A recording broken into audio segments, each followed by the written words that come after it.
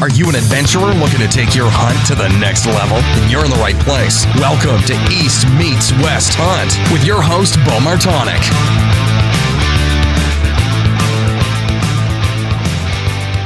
Hey everyone, thanks for bearing with me here over the last couple weeks. I apologize for not being able to get a podcast out as I've been hunting in Colorado. I just got home. The trip itself was something like 18 days with like 14 days of hunting or something along those lines. But I am really excited to start getting out the day-by-day podcast. So as I kind of explained in the last episode, I recorded a podcast every single night of the trip. So whenever I got back to the tent or the camp or whatever that may be, I recorded a podcast talking about the day, some of the encounters we had, the things we struggle with, everything you could think of that was involved in the hunt to kind of bring you along on the journey. And it's a trial thing for me. I'm looking at doing some daily hunt updates from whitetail season coming up here, but I can't wait to hear some feedback on it, and I'm really excited for myself to relive it as I sit here and edit these podcasts, but also for you to kind of come along on the journey and see how that went. So there should be, I think it's somewhere between 12 and 13 episodes that are going to roll out. The only one I couldn't record at the end of the night was the last night of the trip, or I guess the day before we packed out. I got really sick and wasn't able to talk. Actually, my throat was kind of swollen and I didn't really have a voice. I'm just kind of getting it back now, and I've been home for 3 or 4 days. So it's I'm like I said, I'm really excited to get those podcasts out. And I'm not going to get into some details of the trip here in the intro. Going to kind of let that unfold through the podcast as it releases. So that'll be coming out on Monday, and I think it's going to be something that you guys like. But also to kind of give you a little bit of heads up here, what's going to be coming from East Meets West here in the near future.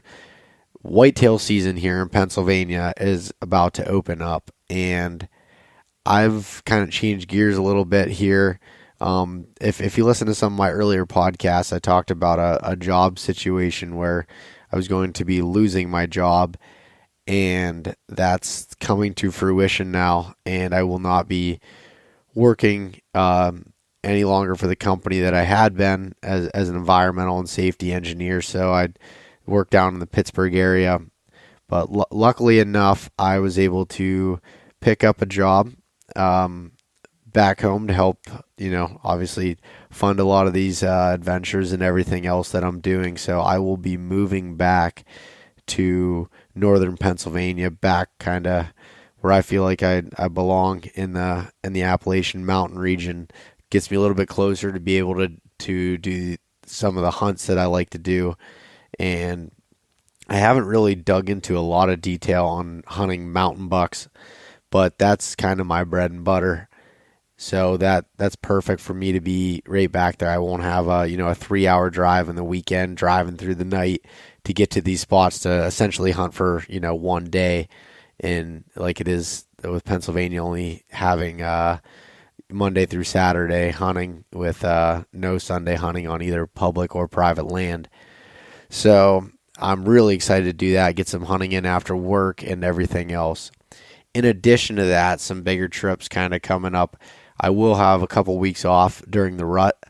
So I'm going to be off, I think, from sometime in the end of October through the second week in November.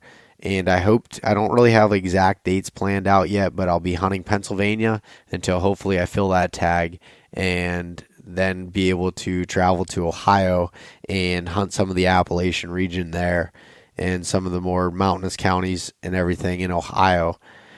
So there's a lot of things coming up here. I've got some goals kind of set for myself coming into the year. So to be blatantly honest, I am the most underprepared that I've been for a whitetail season in probably the last 3 or 4 years. I have no tree stand set up. nothing. So with everything with this elk hunt and kind of my job changes and stuff here, I haven't been able to make it home, or I guess up north where I am going to be hunting, and it's I'm not really worried about it. I mean, early season I haven't had a ton of luck in the past, but I'll be heading back there this weekend. Hopefully, get a couple stands up. There's some apple trees I'm really going to focus in on with some buck bedding relatively close that I'm going to try to get in on, as well as just trail cameras, checking those and getting them kind of moved to some of the rut locations and letting them soak. So I don't like to check trail cameras a whole lot and don't like to be invasive with it, but I am going to need to kind of see what's going on there. There's a certain buck that I've been hunting for the last 4 years now. I made a bad shot on him in 2015, a buck that I've named Hercules, and up to this point I've never talked about to anyone, and I won't go into a whole lot of details about him, but it's a very big old deer that so far this year has not shown up on camera. Usually up to this point I've had him. Usually late summer he comes in and I'll get him on some trails, but I have not picked him up yet. So it's a little bit, unnerving, but either way, I'm not extremely worried about it. But we'll see kind of what happens with the story with myself and Hercules there. So I'll definitely go into a little more of that story in a later podcast here. But otherwise, as far as my goals go, it's going to be the same as last year's. And the year before is attempting to kill mature deer, whether that's on public, private land, or whatever, in Pennsylvania and Ohio. So that's kind of what I'm looking at here, and that could mean that sometimes in Pennsylvania that could be a 120-inch 8-point, or hopefully it's Hercules, who's quite a bit bigger. But either way, I'm really excited and to get back in the Appalachian region, hunt some of those mountain bucks, and really get back into it. So there's a lot of things coming from that side of things. Going to try to get some content out, talking to some guys that are hunting in these type of regions and showing the opportunities that are possible to anyone to hunt, maybe a little bit closer to home if you can't get the time to go out west or whatever else that may be. So really excited to get into that. So with that being said, kind of changing gears a little bit, Rut Stash, the hashtag Rut Stash shirts are live. They are in stock and shipping now. Been really happy with how these things turned out.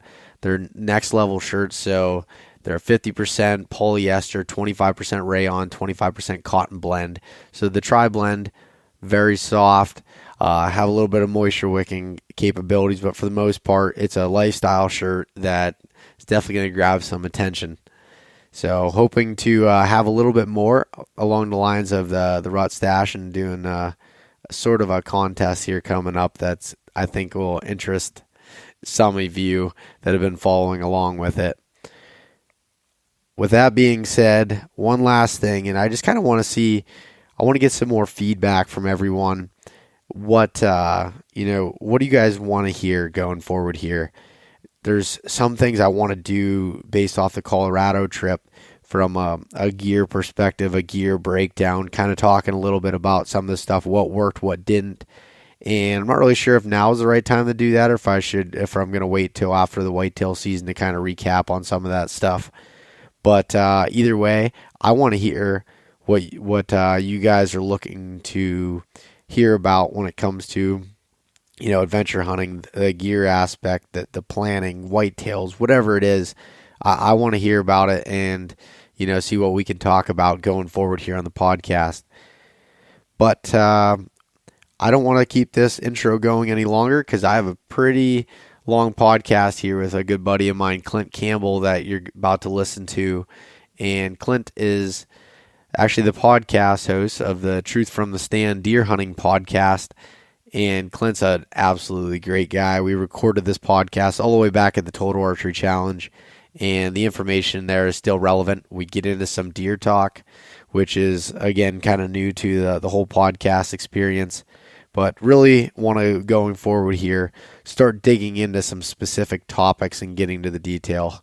Up to this point, we've done a lot of, high-level overview of things, and I think that's important to to get things going and kind of create a basis. But I really want to get into some topic-based stuff and dig into that. So look forward to some of that stuff here, and be sure to check out the website for the podcast, any of the apparel stuff, just about all of our stuff. I think all of it's in stock now. So the adventure hats, Appalachian hats, as well as the Arrowhead tees and the brand new #RutStash shirts are up and live on the website. So check those out, and let's get to the podcast with Clint.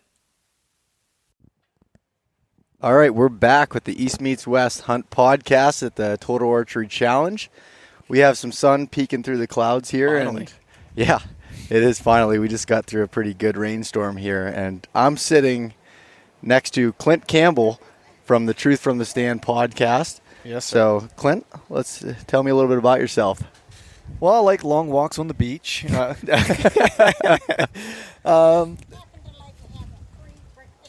I'm okay. I don't need a free breakfast right now. I'm good, thank you. No, I'm good. I'm really good. Thank you very much. No, I understand. I appreciate it, but I'm good without a free breakfast sandwich right now. We should totally keep that. Oh, we are keeping Oh, yeah. Yeah. So anyone out there that needs a free breakfast sandwich, if you are in need, Seven Springs might have your hookup. Head over to the grill, and if you go anytime after 5 o'clock p.m., you will get a free sandwich. Oh, that was great. Yeah, that was awesome. Anyways. So anyway, back to hunting. So for me, it's like I didn't get into archery until later. I grew up in farm country, hunting heritage. PA, as you're from Pennsylvania. Hunting's a big deal around here. You kind of grow up. It's a birthright. As you get close to that 12th birthday, it's something you look forward to, especially if you're a dude. It's like you're going to go out with your uncles, your grandfather, and your cousins and stuff like that. It's a big deal.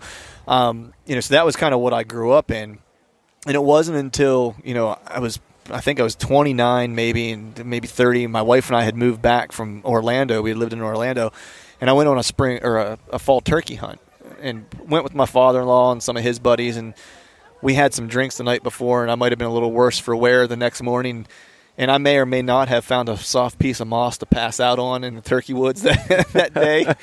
I woke up, and just so happened to be some deer that I was watching, and it was during the rut, of course, or pre-rut rather, and they're chasing each other, and I'd always heard about it, but I'd never seen like rut activity before, and so I had seen that, and I had not ever known really deer movement and activity outside of being scared and running during rifle season. So that was the first time I had really seen like natural deer activity to a degree, right? And I was just like, that's amazing, And so from that point forward, I was like, I gotta be part of that, And so from that moment, I was like, all right, what do I got to do to start bow hunting? And so I picked up a bow, I started shooting. And my first year that I went out, I shot used a recurve, because I'm a all or nothing kind of guy. So I was like, if I'm going to do this, I'm going to go all in, which I quickly learned was maybe a bad choice. So it wasn't one of the things you wanted a full send right off the bat. Right. Yeah, exactly. So I then, moved to a compound, of course, and then been hunting ever since, with, archery hunting or whatever. And so then I kind of grew from there, and that was on a family farm. And then, one of the things that really piques my interest is, just in general in life, I like challenges, so I like to try to find new challenges and meet them, regardless of what they are. Sometimes they're business endeavor challenges. Sometimes they're, academic challenges, learning something new, you know what I mean? And then sometimes it's physical challenges, right? And for me, hunting kind of gives me the academic and the physical challenges at the same time, especially, as when you're traveling to different places to hunt and you're encountering new terrain, you're encountering new habitat, you're encountering new hunting culture that can be part of that challenge as well, because you're trying to figure out how these folks hunt. Is it going to be conducive to how you like to hunt, or do you have to adapt based on what people are going to do around you? So it wasn't long that I started archery hunting that I kind of started looking for opportunities to start to extend archery beyond just like the places that I knew, So then I started looking out, looking for more public land to hunt, so that was one of the things I started, searching for. And then it was starting to go to Ohio and going to some new states and stuff like that. And then, so that's been something that I've done for like the past couple of years. Last year was a brutal hunt, and we can talk about that more in depth as a segment, I guess. But that was a tough hunt. I've had some success out there, and then last year was also another step, in challenging myself in going out and doing a western hunt and doing an elk hunt. It was an elk, mule deer, and whitetail combo tag, but really focusing on elk and mule deer. And that was 2 weeks DIY with a couple buddies, all public land and BLM land. For 2 weeks, though. For 2 weeks. That's nice. Yeah, and it was a good group of guys that we went with. We brought meat back. We had a couple great encounters, couple opportunities. I was at full draw on a couple different animals. So it was awesome, and it was just one of those things where you go out and you rough it. It's hard. Some days you hate it. You know what I mean? When you wake up and it's I'm sorry, I cursed on your podcast. You're fine. It's not PG. It's not PG. You're fine. Cool. You can say whatever you want. And some days you curse it, because you wake up and it's wet out, and you're wet all day, and you're going to hike 15 miles, and then the next day the temperature drops 40 degrees and it's snowing, and it's just like, and that was the craziest thing with that hunt, was you having to try to plan for almost every season within 2 weeks. Within 1 day, most of the time. Yeah, exactly. And that was one of the most challenging parts, was just trying to trying to keep, because hunts, when you go places that you're not intimately familiar with the land, is mentally taxing, because everything is new, so you're on kind of hyper alert. You know what I mean? Like, you're trying to take everything in. Like, everything is a data point. You know what I mean? And that's hard enough to do, right? And then add on the layer of the challenge of the terrain, the elevation, the miles that you're going to put on. That's an additional challenge, right? And then layer on top of that your weather's going to be inconsistent and change almost on the hour, or can, right? So you kind of have to prepare for all of that, you know what I mean? So it's, the toughest day there, we did 15 miles in 8 inches of snow at 11,000 feet. And it was one of the only times I've had just a little bit of fear while I was hunting, because I couldn't get warm. Because you don't want to hike in heavy because you'll sweat, right? Yes. And as soon as you start sweating and it's that cold, it's like then you have potential trouble, right? Especially, it was 4 miles in just to get to where we wanted to start to hunt, and it's not as easy to be able to say, okay, so you're in Pennsylvania, I'm going to get out of my tree stand and walk back to the truck. I'm cold. I'm going to go home. Yeah. I'm going to eat a hot, dinner. Yeah. It's not like that. Not happening. You know what I mean? So we get in so far, and I just thought if I would hike, I would start to warm up, but it just wasn't happening. Like, I was so cold. And it was one of those things going through my mind. I was like, this is how people die out here. I was like, where I didn't put the right clothes on. It's colder than I thought it was going to be. It's still kind of snowing on and off, so I'm getting wet while I'm out here. And it was, the thought had crossed my mind where I went through the mental checklist really quick. Be like, okay, I've got matches. I can start a fire. It's like, okay, I can probably find dry wood here if I need to. And you start kind of going through that Rolodex of if things get real, can I take care of myself? Yeah. You know what I mean? And that was the coolest thing about hunting out there, is that kind of stuff can happen in an instant, Oh, it can happen a lot quicker than you think. I have had very similar situations where you wake up and you have a blanket of snow, probably about 5 or 6 inches is what I was looking at one morning. And, in the middle of the night, we had a windstorm that I was first time using a floorless tent. Right. And so I'm laying in there, and my dad and I shared this tent. So, you grow up and in your whole life, you're like, your dad's got you, he's keeping you safe, Right. Whenever you're with him, you're fine. No matter how old you are, it's always that way. Yeah. We're laying in the middle of the night, and the wind's blowing so bad that the tent stakes start pulling out, and my dad looks at me and goes, what are we going to do? And I say, oh, shit, I'm done. Right. The old man doesn't know what to do. We're screwed.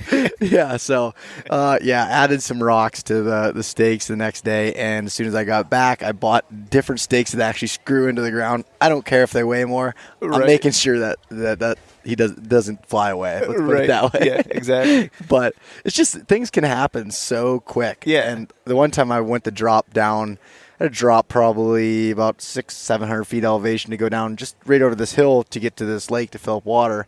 I'm like, I'm going real quick. I'm going to leave my rain gear and everything up here, just take empty bag down to get water. Well, as soon as I got down there, it just started hailing, and it was insane. It comes out of nowhere. It does come out of nowhere, man. I mean, it's and the thing is too. It's like when you're out west, it's it just changes drastically, like you said, like out of nowhere at any minute. But even when you're hunting whitetail, in the fall, like that time of year, at least Pennsylvania, is fickle too. You know what I mean? Where it's like you kind of you'll have those 70-degree days. You know what I mean? And then all of a sudden, like the next day, it'll be like a high of 32. You know what I mean? So you're not getting the swing in one day necessarily, but even if you're doing a trip, you know what I mean? It's like you kind of have to pack and prepare to hunt from anything from the 30s to possibly the 70 to the 70s. You know what I mean? I think the other thing that kind of the challenge, that I enjoy at least is the planning part of it. You know what I mean? Is I geek out on that stuff. I'm right there with you, brother. I love just kind of exploring, and that's kind of where I start is online, and I just start kind of figuring out, everything. If I'm going to do a whitetail hunt, and I'm going to go to, the first time I was going to Ohio, I just started looking at maps online and started reading articles about, where are some good places to find good whitetail, and kind of setting my goals for what it is I want to experience, and then try to figure out what areas are going to allow me to have that type of experience, and then go from I like that, by the way, not to interrupt you, but about the experience. You're looking for, what type of experience you want to have, and then you go from there on, okay, now my expectations are going to be this caliber of deer or whatever, but it just depends on what you're looking for. Maybe, you're obviously, if you're going to want to kill 180-inch deer, you're not going to hunt, eastern Pennsylvania for the best odds, not saying that they're not there. But if you want, a different experience, say in hunting suburban deer, maybe you want to hunt, around Philly or Pittsburgh or somewhere. Yep. But yeah, no, that's 100% right, man. I mean, I always try to frame my adventures in terms of experience, and not so much in terms of the kill per se, right? Because as hunters, we lose more than we win, right? So if you're basing your experience and the value of the experience based on the harvest, you're fighting a losing battle most of the time. You're going to walk away disappointed. And my goal when I go to do these things is not is as much to harvest an animal as it is to learn something about myself and grow a little bit as a person. Hopefully I become a better friend, a better husband, a better father because of some of those experiences that I have. So that's kind of how, I guess, when I look at the experience, like, yes, I'm looking for the certain caliber of deer, and yes, I'm looking for these certain things, but I'm also looking to, have time for myself because that's the time I get alone. You know what I mean? So, I truly appreciate those times. Like this year I went to Ohio, got skunked. I saw 3 bucks in 9 days. I hunted from dark to dark for 9 days.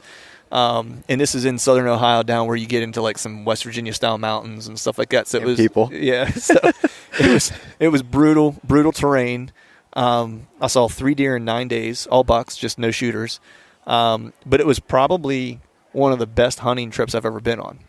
And there was a couple reasons for that. And it was, one, I spent it with really good company. So I was with my buddy Chad. I think you know Chad. Yeah, Exodus, yeah. And he's a great hunting partner, and we were both grinding together, and we'd never hunted together before, and we both kind of left that going. Like, you can't really go and have that kind of hunt with everybody because it's really easy to get negative on those types of hunts. You know what I mean? And so we learned that we were kind of built to be able to hunt together and have a good time.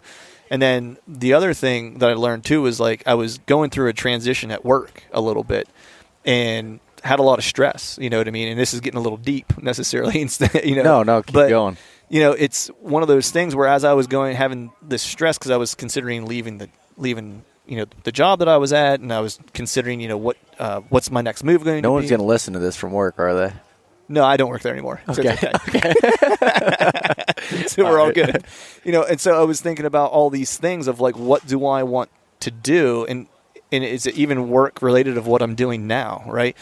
And the only time I recognize that I only get that time to really be with my own thoughts and think through things that way and have true mindfulness is whenever I'm in a tree stand. right? Whenever I was elk hunting, that was a stressful hunt. It's a grinder. It is. You know what I mean? Because like I was mentioning, it's like it's mentally taxing because everything's new, especially because I'm not familiar with the territory. It's a new animal for me to hunt entirely, you know, so that's new. The terrain is different than I've ever hunted, so that's new. So it was a lot of stressors. Wonderful time, and I can't wait to do it again, right?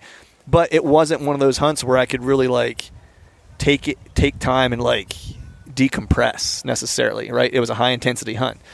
Hunting whitetails is like you get to your tree stand, you climb in your tree, and then you're just kind of like, I'm going to sit here for 12 hours. You know, I've got a lot to think about. I got a lot to think about, right? I can work through a lot of things. I can self-diagnose myself for a long time. You know, laugh, cry, everything all in the same time. Oh, everything all in the same 12 hours. Yeah, that's what I mean. And so, honestly, it was like the first time that I had really recognized that that's what that opportunity was. And so I did a lot of thinking, and in that time, I kind of figured out what some of the next things I wanted to do, not just hunting-wise, but like in life, what I wanted to do. And it's weird because, you know, people will ask me, you know, why I hunt, and that's a really hard question to answer. You know, I don't know that I have the answer yet for myself. I think I'm getting closer to it, you know, because I think it's ever evolving type of thing. But what I learned this past year is one of the biggest reasons that I hunt is because it allows me to find a place to go to that is a place that doesn't judge, that allows you to have moments of weakness and be okay, and that the wilderness is unforgiving and will bitch slap you to correct you. You know what I mean? And I think all three of those things are valuable. And so whenever I look for an experience, I'm not just looking for what animal I want to chase or harvest or caliber. That of course goes into the criteria, but I'm also looking for is like what's going to teach me more about myself that I haven't uncovered yet. Yeah. It's funny, a buddy of mine and I, we were working out together the other day, and he's heading to Montana. I'm heading to Colorado this year, and we were doing these hill sprints after we went through a workout, and the whole time he'd go up, he'd complain or something, or I'd complain. We kept saying the mountain doesn't give a shit, like, because it doesn't, you know? Totally. It does not care. It will. And that was the one thing. It was the guy I used to work for, and I know this isn't necessarily hunting related, but it is to a degree, because when I did decide to finally leave his company, you know, he asked me out to have drinks. He wanted to talk to me a little bit, and so we went out and we started talking. He started really asking me about hunting, which was kind of interesting, right? Because that was what he wanted to know about me, was more about like why I hunt and all these things. And what I had explained to him was I was like that, you know, when you come into an office, no matter where you work, you know, just working your normal 9 to 5, or like there's all these judgments before you even get there, right? And there's all these expectations that people have of like who you should be, what you should be, you know. And when you go to the timber, just like you said it, you know, what I told him was that when you go there, it doesn't care if you're black, white, Chinese, male, female, strong, weak, vegan, not vegan, you know, keto in my case, you know. Yeah. You know, it doesn't care. It will provide you the same opportunity to survive or perish all the same. You know, I was like, it's the great equalizer. You know, I was like, and that's for me why I like to run to it. You know, and that's why I find that I feel the most at home there, is because I know that anything that I'm going to achieve or become is going to be through my own efforts. You know, and that to me is like when I start talking about like I'm starting to figure out why I hunt. It's of course, you know, it fits into my healthy lifestyle and how I like to eat and all those things. And of course, I like the act of studying the animals that I hunt and, you know, being part of their environment and taking part of their home, you know. But there's that other emotional, you know, side of it for me that is becoming more and more important, I think, as I get older.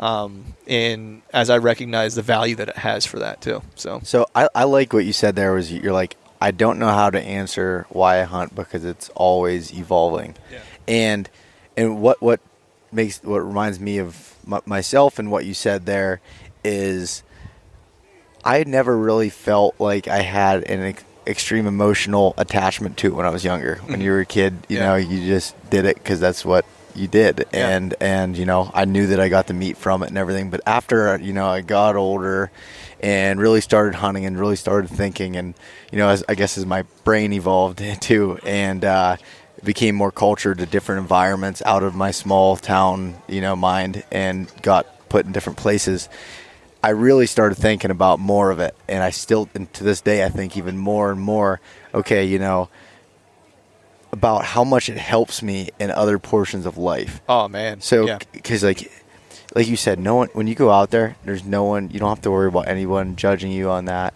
But what you're holding yourself up to is your own accountability on everything, and you're going to fail. There's no doubt about that. Like you're going to fail, and you always try to have, a good attitude and not fail. I mean, I always try to go in with a positive mindset, but you learn so much from that, from elk hunting for 2 years, and I don't want to make it sound like it's really that terrible, but beating my body up, my mind up. I mean, there's times where I was just like broken down mentally and physically, and I'm just sitting in like this meadow, like all by myself. There's no sounds, there's no lights, there's no cell phone service, and it's just me. And you're just like, what am I doing? Like, holy cow. Yeah. This sucks. Yeah. But exactly. Once you get that's what teaches you to get past the moments, because life isn't always, diamonds and roses. It's not. So those help you push through that and get better. And I'm still evolving on that side of things. This will be my 3rd year elk hunting, and I'm going to get it done this year. I mean, there's no doubt. But especially with your mustache, but you take that thing along. The rut stash it's kind of 365 now. Yeah. So you brought the rut stash into summer velvet, into Velvet Fest. Yeah. You got your velvet. That's what it is. You grew your velvet out, dude. No, I just had a really trashy beard, so I decided I'd shave that and leave you a trashier mustache. Nice. But you're right, man. It's ever evolving, and you mentioned something there that I think of often too. It's like I didn't have, like you said, that emotional connection when I was a kid. I just knew that it was something I wanted to do, and my dad did it, and it was just, like I said, like I've said before, it was a birthright. I had no choice as to whether or not I was going to become a hunter. It was in the stars from the moment that I was kind of born, right, because of the family that I grew up in. But as I get older, and I think you're 100% right, like as you get older, you start to appreciate things differently, right? You start to become less self-centered, and you start to think about other people's feelings and interests, and how something you do might and anyone needs a ride on a Ranger. They did the same thing yesterday while I was recording. Did they really? Like back and forth with Greg and I, but anyways. I'm getting high on the fumes right now. It's so I think, as we get older, we start having this ability to put ourselves in other people's shoes, right?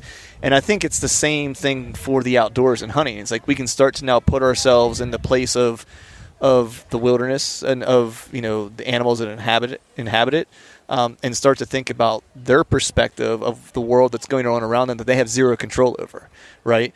And that's where, important topics like conservation really kind of come into play, because we have to have that ability, to think that way, to be the stewards we need to be for them, right? And to me, that's just an evolution of a person, right? I think if you don't start to get to that point where you start to care more about other things than yourself, then I don't necessarily wouldn't want to be friends with that person, right? I know those people exist, right? And we all know them, right? Yeah. But it's I think that's a really sad place to be, because now it's like as I get older, it's like I find way more enjoyment. Like turkey season's a good example. I took a buddy hunting for the first time ever turkey hunting this year. Yeah. And I didn't turkey hunt one day for myself. Like I didn't carry a gun one day during the season this year. I took my daughter and I took a person who's never hunted before. And my goal was just to have them have hopefully an interesting experience, to help give them an appreciation for hunting and hunters, especially my friend who's not a hunter. Yeah, I think you were telling me on the phone about that experience, getting ready for him to go out. So yeah, it was cool. It was cool, man, because he'd never hunted before. He grew up in a non-hunting family, and he never thought, it wasn't that he didn't want to hunt. He just never thought he would ever get the opportunity to do it because he didn't know that he would ever have anyone to show him how. And so it was really interesting to watch just him like light up with that experience, right? Because it was brand new. How you and I seek something new maybe in going to hunt elk, right? Because we grew up in Pennsylvania. We've hunted a whitetail all of our life. I want something new that's going to make me light up like a Christmas tree again and kind of invigorate, or re-stir up those feelings of why I love doing why I love hunting. And for him, it was like watching that birth happen like in that moment, right? It was like, I'm watching him like he's, hearing a turkey gobble and it's like, holy smokes. And then a fox came up like near us, like 20 yards away and like had no clue that we were there and was kind of like poking around. And he's never seen wildlife like that wasn't contained somewhere other than like birds and maybe you saw something driving down the road. But like, that's a different experience being part of their world as opposed to like a passerby. You know what I mean? Being engulfed in it rather than, like you said, just seeing it from afar through a glass, window. Right, exactly. So, for him, he's all in. Like he would like to get into a tree stand with me this year, not necessarily archery hunt because he knows that he feels like that's a leap, and I give him credit for recognizing that. Like he's like, I don't want to jump into something that I might not be ready to like do. So, well, without somebody like a mentor, like say it is yourself, that's a giant leap to just get into hunting. There was a guy at work that brought up some interest into it, and he's like, I'm just so overwhelmed. And I told him, I said, anything you want with it, I can help teach you with it. If you're determined and want to do it, we'll go through the steps. But it's just it's scary if you don't have a family that you grew up in hunting. It's tough to jump ship and get on board with it. People who do it that don't grow up in a hunting family, I have a lot of respect for because that takes some initiative. Oh yeah, because you have to seek it out. It's like, because I ask myself sometimes, it's like, if I didn't grow up in a hunting family, would I have ever hunted? You know what I mean? Because I have a lot of motivation now to go hunt and stuff like that because it's what I like to do. But I also had a really easy entry point for it, right? I would like to think that I would, but I don't know that I don't know 100% that I would say that I would, because that's a tough. I'm not a super. Of course, I have a podcast and stuff, so people think that I'm super outgoing. You know what I mean? Because I talk in front of people often, but I'm not a super outgoing guy by nature. You know what I mean? So I'm pretty reserved and pretty kind of laid back. I'm more the quiet person in the corner type of approach. Type of thing. But when you get a microphone in front of you, you just karaoke, right? I just karaoke. Yeah, I just go with it. Exactly. But so it was really cool. It was really cool to see that, man. And I'm looking forward to taking him goose hunting this year. So the next hunt for him officially is going to be a goose hunt this winter, which will be super cool. Awesome. But, well, that's pretty cool. So he's slowly going through the steps to. We got a license sale. We're helping run a hunter recruitment. Yes. So that's the goal, right? That's the goal. So. That's the goal. Greg and I, when I had Greg Lissinger on the podcast here, him and I really dug into it. What can we do personally to bring more hunters into it? And it was a really good conversation on it. And I think that's something that we need to do because license sales, there's no doubt it's down. Yeah. As much as we like to say, our hunting spots are, better, we have them to ourselves. That's not, always the case. Here we go. Got our Ranger back. Yep, we got some. If you hear some motor in the background, that's the Ranger running. Right. So. Food court's closed. No more free. You missed sandwiches. The free breakfast sandwiches, guys. Hunter recruitment is. I just wrote an article. Hopefully, it'll be in a magazine coming up soon. Like, hopefully, a magazine picks it up. But otherwise, I'll put it on the blog. But it's kind of talking through helping kind of bring hunters into the fold and. How important hunter recruitment is. I look at hunter recruitment, actually, I was thinking about the one day, I was like, I almost think about it in the sense of like, to make it simpler, because if people think that it's just like hard to find like the right person to take, right, you could use your hunting skills, right, to pinpoint that person. I was like, finding a person to take hunting that might be ripe for a hunter to be recruited is the same way you would maybe find and pattern a deer, right? So that's kind of how I started thinking about it. Yeah, I've never thought of it that way. Right. I was like, because at first it's like you're really looking for an age class, an age structure, right? I was like, because youth hunting, while is important it's an important long-term strategy for hunter recruitment, but it doesn't really do anything for us in the short term because they can't drive themselves anywhere. They can't purchase guns. They can't purchase bows, arrows. They don't have a job. They can't drive themselves to hunting ground to hunt and stuff like that. So that's really a long-term strategy to enhance or support us long-term. But in the here and now, it's like we're really looking for someone who's in their mid-20s to like mid to later 30s who has the means to get involved immediately, right? So that's the age structure that you're looking for, right? And the next thing is like you want to start looking at behavior and start patterning, right? So if you find a deer that's the right age structure, so now you've got some trail cameras on him, you maybe scouted, you maybe seen him from the stand, right? And you're now starting to piece together the puzzle pieces of who is that person, right? Or who is that deer, right? That'll help you kill him.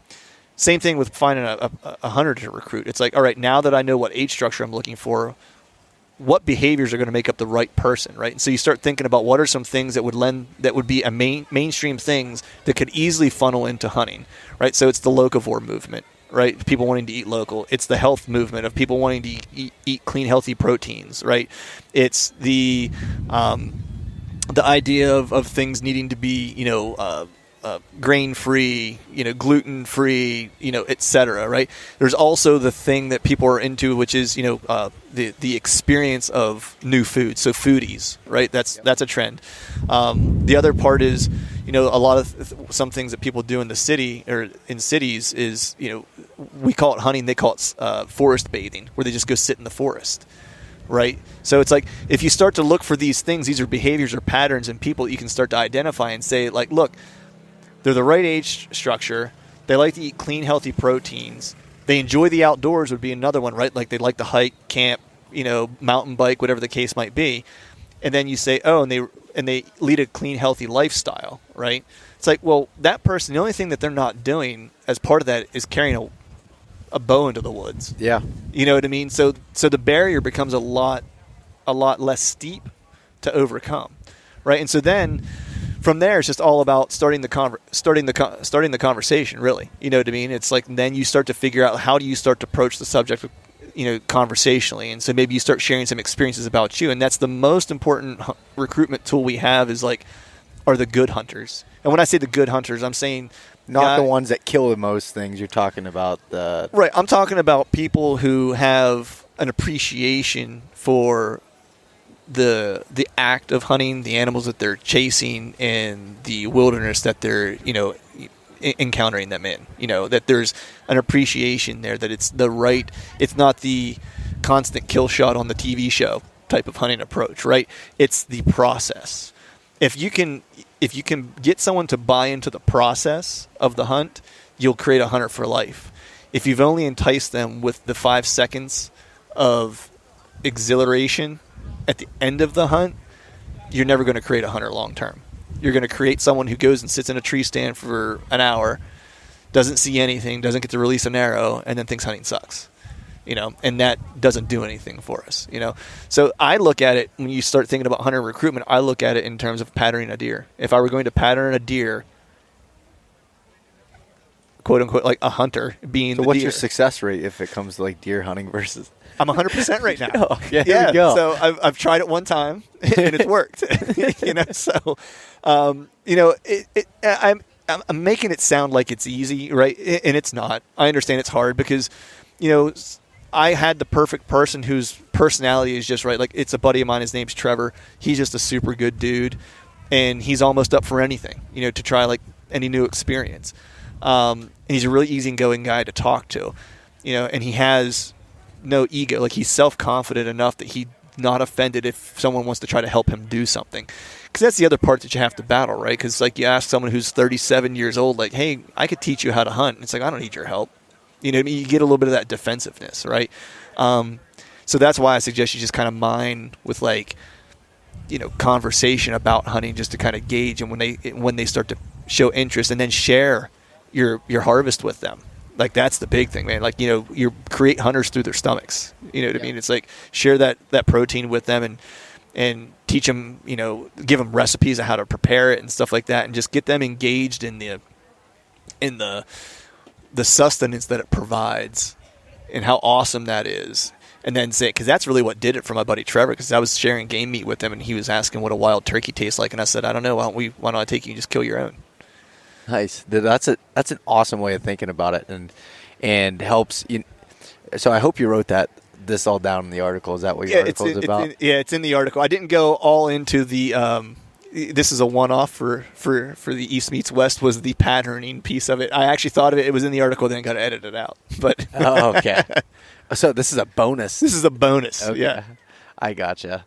So, anyways, let's change gears a little bit. Sure. So, you're into whitetail hunting. Your podcast is, for the most part, about whitetails, correct? Yep, whitetails, and then sprinkle in a little bit of Western whenever you get toward elk season, essentially. Yeah. You know what I mean? Yeah. So, what I wanted to get into with you is I think a couple years ago you said the first time you went to Ohio? Yeah, it was 3 years ago, I guess it'll be. Okay, so Ohio is quite a bit different, or at least where you were at in Ohio is a lot bit different terrain than what you're used to in eastern Pennsylvania and western Pennsylvania, correct? Yeah, just a little bit. Explain a little bit about that. It's kind of more of the terrain I'm used to personally. Yeah. But I love hearing when people, go into that, especially head first like you did. Right, yeah. So, hunting the eastern part of PA, of course, it's a lot of low-lying areas, because you're pretty close to sea level in that area. And so heading to, let me back up, I guess, for a second. And then growing up where I grew up in PA, like I'd mentioned, was farmland. But there were some mountains there, but I wouldn't say it's mountainous, right? There's a lot of ridges, I would call them, right? And so headed out to Ohio, the first time I went out, we were really kind of, I went and kind of outlined what I was looking for, the type of hunt I wanted to have and stuff like that, and to kind of pinpoint some places where I thought, the caliber of deer and the caliber of hunt I wanted to have ultimately where this place would be able to provide. And I was really looking at, places to get away from people, and the first thing you kind of think of is, you got to go where people aren't willing to go. And where are they not usually willing to go? Mountains, right? And climb terrain, right? So no agriculture. Right, yeah. So I actually went the opposite way of ag. Where there was ag, I drove the opposite way of that. And then was on basically a river bottom that had steep sides on either side. And I was like, this is the steepest place I can find. And so I think this is a good place to start, right? So that was really kind of my mindset going in. Now, before I got there, I wasn't quite sure how much I was getting myself into, in terms of like the terrain and stuff like that. And you wouldn't think just from PA to Ohio that it's that much different, but it's like a different world in some regards. You know what I mean? The understory there was insane. Just the amount of brush and briar that you had to crawl through, even in a piece of timber that was like quote unquote open by the standards of that area, were not open by the standards that I have encountered in Pennsylvania in most areas. You know what I mean? It was a pretty nasty climb, a lot of deadfall. But the hunting there was awesome, and what I was really looking for, I didn't have a lot of intel about the place. I got to speed scout it, one September afternoon. I went out and spent from sun up to sundown scouting this piece, and kind of earmarked a couple places on the GPS. And, one thing I think I did right on that hunt was I didn't lock into a plan early necessarily. I left myself a little bit of flexibility. I knew roughly where I was going to go, and then whenever I got there the first day of the hunt, I basically scouted my way in and looked for hot sign, And I basically, followed a Dan Enfalt method where I really kind of worked that 3/4 of the way up the side of a mountain, to where, I was going to likely get, if I were going to see deer, I would likely see bucks, because hopefully they would be cruising that top third to hopefully scent check the logging road that was below that you had to cross, right? That was a bench that was below us, right, or below my stand. So that was really kind of my game plan. And then once I got in there, I found a couple, newly opened scrapes. I saw some relatively fresh rubs, and I was like, okay, I think I'm in the right place. Now the climb up was not nice. No, especially not right after you wake up in the morning. Yeah. It was a straight up climb, a bunch of deadfall, green briars, belly crawling with a stand on my back. Because I like to hunt mobile, so I take all my stuff in with me, and then it comes out with me when I come out. So it was not a fun climb. This past year was even tougher of a hunt, as we were more into just really gnarly West Virginia style mountains with the same level of like understory that like literally I was bushwhacking my way through. I didn't take a machete. All I had was I had a wicked handsaw. Yeah. And I was literally bushwhacking with a wicked handsaw, like which you really wish you had a machete, But I was making do because I just didn't even think about it. Like it didn't even dawn on me that I should take something like that. But it was, Chad warned me. He's like, "It's gonna be nasty." I was like, "Oh, it'll be all right." Yeah, I'll be fine. I'll be fine. It Yeah, good. I'm a man. Yeah. No, I totally could have used the machete. Yeah. It's like I was in trouble. So what made you change places from the first year to the second?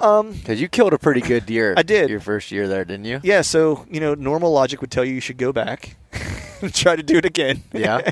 But like I was saying, like we were talking about earlier, it's like I like new experiences. And you've completed the one experience, and it was time to do something a little different. And it was, and truth be told, it's like I'm headed back to that previous spot this year. I'm taking Chad there this year because Chad took me somewhere last year, so I'm repaying, him taking me to check out a new place and stuff like that. But it was one of those things where, I kind of guess look to do a couple things. Like one is I want a new experience. I want to see something new. And when he told me, because he warned me for probably 6 months, I think, to make sure that I absolutely wanted to hunt this place. Take that as a hint. Yeah. Every time I talked to him, he'd be like, it's deer density's low there. Terrain's tough. Every time we talked. Because like I said earlier, it's like we'd never hunted together. So he didn't know if I was going to get there and be like, this sucks. This is too tough. I don't want to do this, So every time I talked to him, he'd be like, it's low deer density. Not going to see a lot of deer, but you might see the right one, So I kind of knew going into it that it was, I was getting from him like it's going to be a tough hunt. And so that from that moment forward, I was like, I want to do it. Like I don't care how tough it is. I want to do it. Like we'll go figure it out. I'm down for the cause. It can't be physically any more difficult than I'm going to encounter in Montana. So physically I'll be in shape, and ready to go do whatever I need to go do. It was mentally taxing. Like that was a mentally tough hunt because you just weren't seeing deer. I did 8 all-day sets. I think I hunted for 9 days, and I think I did 7 or 8 all-day sets, and I saw 3 deer. And I think the entire amount of time that I may have seen deer might have totaled 5 minutes, like where I actually had deer visible. Yeah, that's brutal. Yeah, you know what I mean? So, but I learned a couple things. One was, in that scenario, I should have hunted way more aggressive than I hunted. I stayed too beholden to sign and intel that I had that wasn't the most recent sign and intel that I had seen, right? So I kind of I had made a plan, and because I was unfamiliar with the area, I was going to stick to my plan. Okay. You know what I mean? And I screwed myself, right? I should have been a little bit more willing to get up and move whenever I wasn't getting action. At points, I should have been willing to hike in just a little further than I did hike in. I mean, we hiked in plenty far enough, but you always hindsight's 20/20, right? It's like I sit here and I second guess myself and say I should have hiked an extra half a mile. Would that extra half a mile made a difference? I don't know. Maybe not. Maybe not, right? Or there was a day, the one drainage I walked into the first morning, I saw a buck that came off the top of this mountain, right? It was this huge clear cut all around it. And I was like sitting there, and I was like, the next day I was like, man, I should hike to the top of that mountain. I was like, I should put a stand up there. Didn't, because mentally I'm sitting here thinking, I'm going, I bet you there's buck beds up there. That's what I'm telling myself, right? Never went to check it out until the last day. I pulled my stand. I was getting ready to leave, right? And I was like, you know what? I'm going to hike to the top of this mountain just because I want to see what's up there. Took my stand down, threw it at the bottom of the tree, hiked to the top of the mountain, found 3 buck beds. Oh, yeah. Isn't that a kicker? So it was one of those things where I knew in the moment that I should have been more aggressive, but I was just reluctant to blow up my plan because we had good deer on camera at these specific locations that I thought I should get a shot at if I just put in my time. And it just didn't work out, man. And those areas are tough to hunt, man. There's no ag. It's all clear cut. It's basically your food source for the most part. There's not any ag close by. Yeah, they feed on the browse. Yeah, it's all, and they've got more browse and they know what to do with. Was there oak trees down there, any acorns?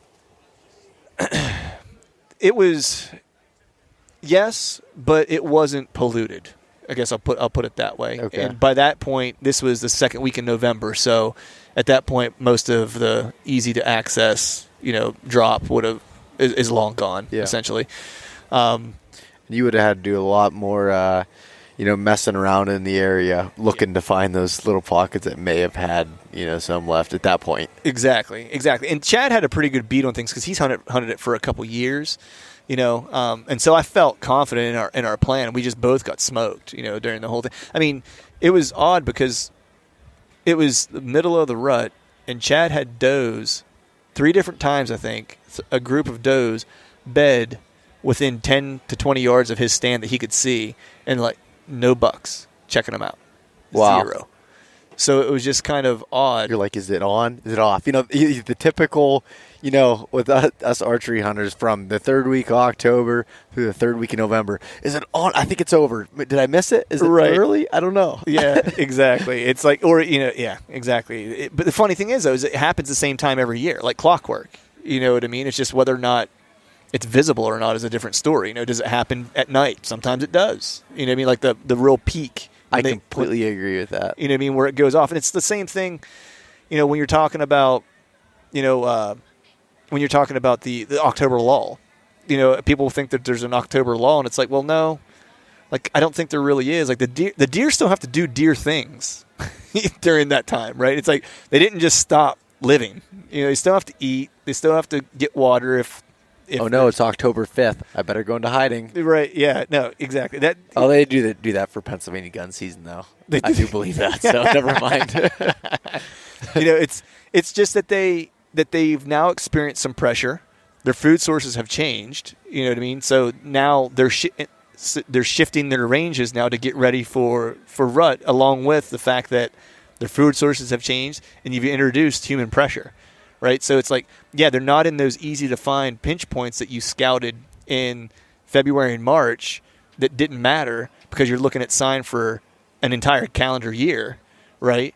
You have to go back and think about what you saw last October and where was the sign October 5th last year, because that'll tell you where the sign's going to be October 5th this year. You know what I mean?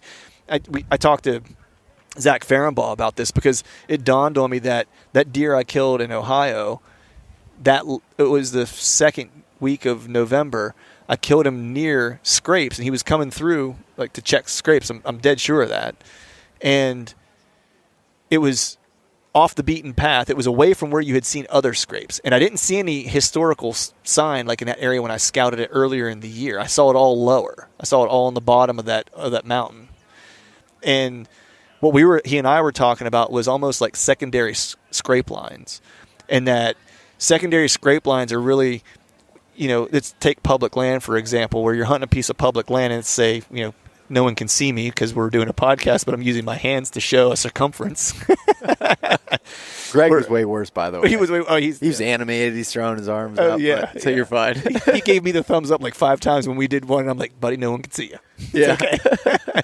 But so if you start here and just say the normal public land hunter is going to come into where my hands are, they're going to hike in a half mile in all areas. That's saying imagine it's a circle, right?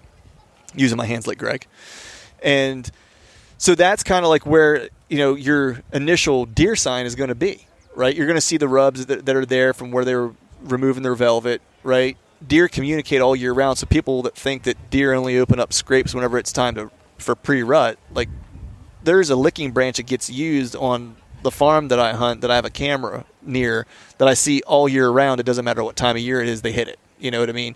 I did a test last year where I ran cameras on scrapes in July with just using pre-orbital gland. Yeah. I put it right on the branch. I didn't mess up the ground or nothing. I got just as many bucks as if you'd put on a mineral site. Yep. That would come through and check that branch. They just come up, rub their face in it, and off they go. Yep, exactly. So they're communicating all year round, and that's what the scrape really is. It's them communicating.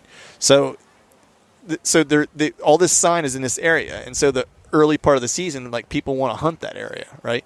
Well, what are the deer going to do? They're going to move on. They didn't stop scraping. People are like, oh, scrapes have closed up. They're done scraping. It's like, no, they've just stopped scraping where you're at because deer are still communicating, right? They've just now moved in, and what you do is if you're still working off that circle concept, if you just start to move in past that half mile or whatever that is, where that first set of sign is, continue to move in. Like, you're going to find your secondary scrape line and secondary sign. And that, for anyone who's listening out there, it's we are currently holding onto the table to keep the wind from blowing it away. We have storms coming in and out the whole time. But we're holding strong. Everyone else is packing up their boosts, but we're gonna hold out. Oh, watch out! Oh, yeah. We just lost a tent. Just flipped over on top of Tim. The tent just flipped over on our buddy Tim, and he can't stop it. It's blowing at him. Should we help him? No.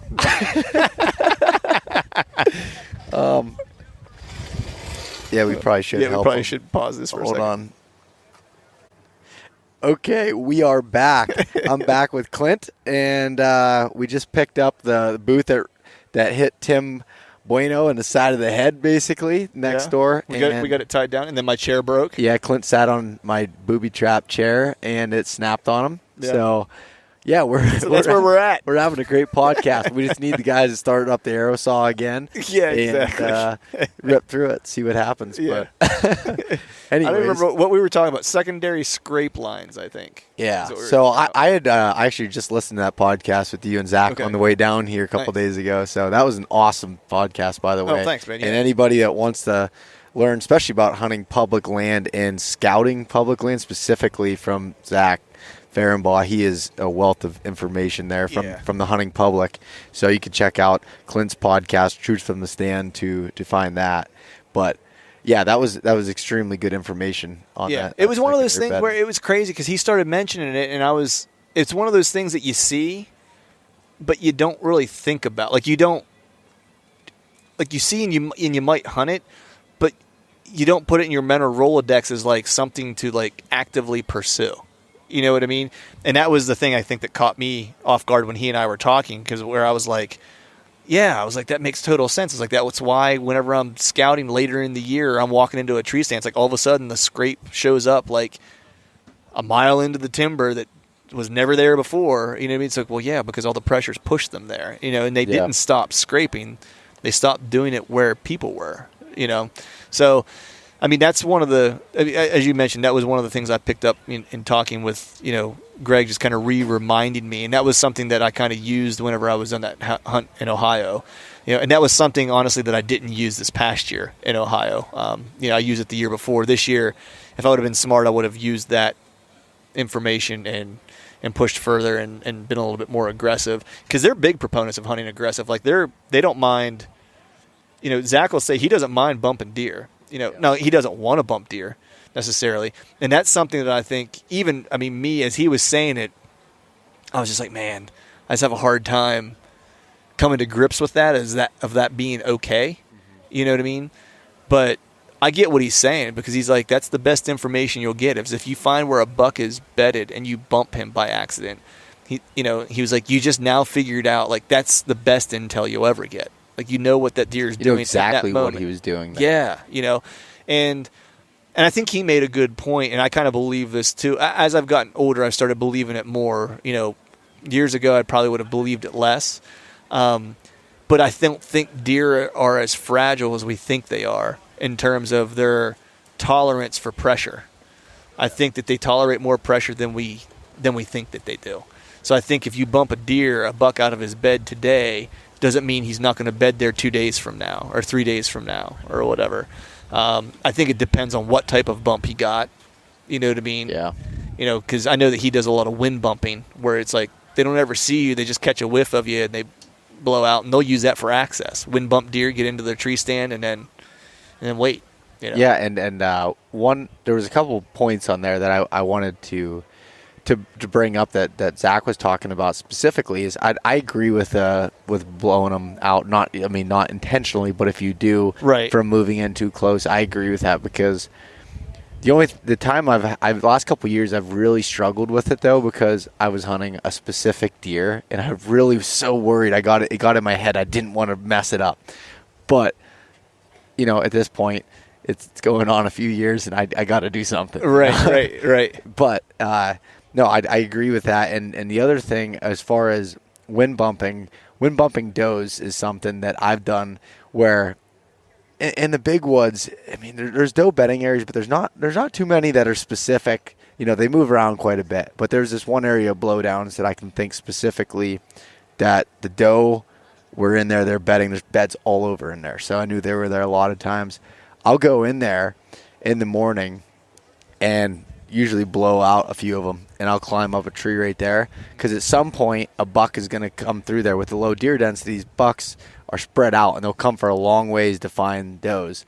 So they'll come down, and they'll check that area. You might only have one chance at it because, you know, you blew it out, or you may have more. Right. But still, usually you have one really solid chance at it. But when you blow those does out, they'll still come looking. Right. And you should be okay with it, you know? Yeah. Now, that was, I learned a ton. I mean, that's one of the things why I love doing podcasts, man, is like I get to talk to guys like you and guys like Zach and, you know, whomever that we get to talk to. And I just learn a ton from those guys. The other thing that I took away, I've focused more in like the past couple of years of hunting like a specific deer. And it's one of the things that he doesn't do, actually. Yeah. It's like I admire that. Yeah, he'll have a deer in mind that he might want to get after, but if it doesn't work out in the first couple hunts, you know what I mean? It's like he's on to the next area and on to the next deer, and he's like, he's an equal opportunity, you know, killer, essentially. Yeah. You know what I mean? It's like a deer that comes by that fits the criteria, it's like it's going to get an arrow. You know what I mean?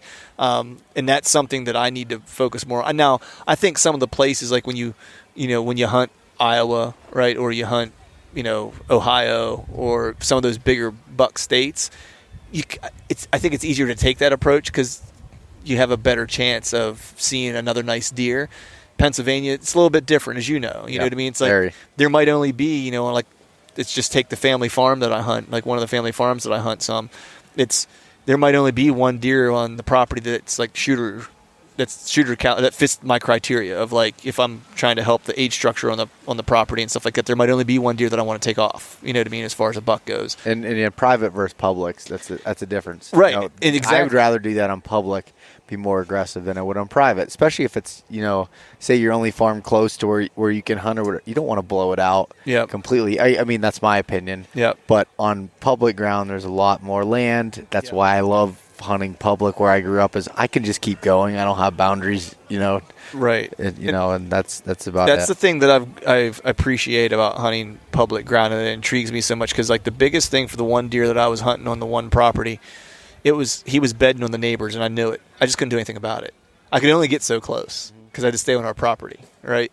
If that were public land, I could have went right to his bedroom and set up right outside his bedroom and wait till he got up in the evening to go feed and got him on his exit route.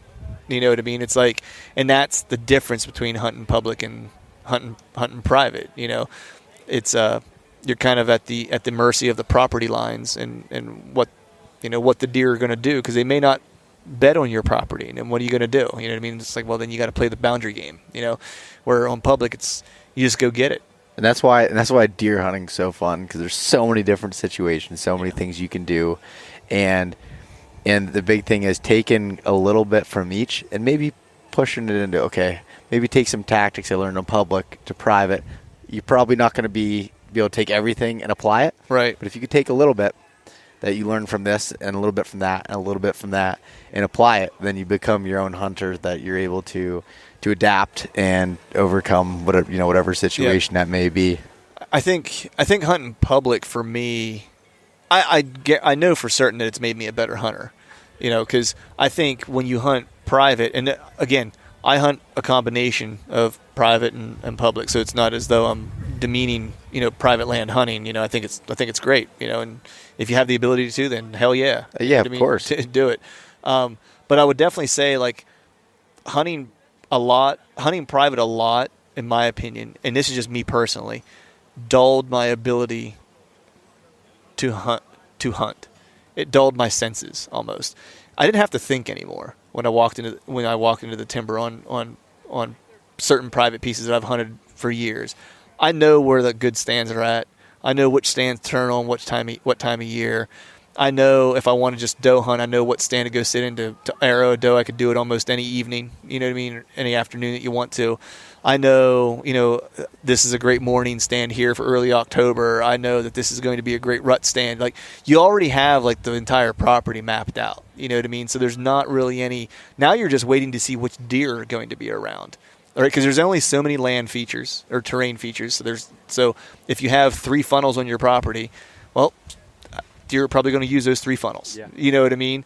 If you have a saddle in the middle of a field, chances are they're going to use that as a crossing. You know what I mean? So it's like, so there's things like that you kind of know. You know where all the historical scrapes are at, where the scrape lines open up first. You know what I mean? Stuff like that. So when you get to public, it's you may not always get to hunt the same spot all the time, for a couple reasons. One, the deer you're hunting might not be there, or where you saw the sign might not be in the same place you saw sign last year, the hot sign. You know what I mean?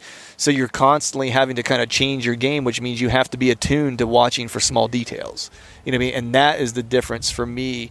Like, I became a better hunter when I started paying attention to the details, and I started paying attention to the details when I started spending more time hunting public land. Because the details were going to be critical as to whether or not I was going to see shit or see nothing. You know what I mean? So that was really, for me, it absolutely made me a better hunter. Yeah, so. No, I completely agree with that. And that's why, I mean, guys like us, guys that want to just challenge ourselves and go to different places. And I struggle sometimes with, sometimes I do want to go to the same places that I know and enjoy it, but it's just the whole adventure aspect of, I don't know what's over there. I don't know what these deer are going to do, but I want to figure it out. Right. Yeah. I'm real bad for, like, especially scouting. I'll be, it's just on the other side of this ridge. Let me check that out. Walk over there. I wonder what's over there now. You know what I mean? It's like I'm real bad because it's like I almost feel like I don't scout a specific little area. ADD kind of. Yeah, totally. Totally, man. I feel like I just don't spend enough time in one area to really learn it because I'm just so interested in what's on the next crest. You know what I mean? That I'm just constantly. But I'll take that, man, because it's like I end up covering more ground. I strike out plenty. Sure, you know what I mean. It's like I'll go sit public ground and not see any deer, but that's part of it. You know what I mean? 100%. That's the name. That's sometimes you got to take your lumps.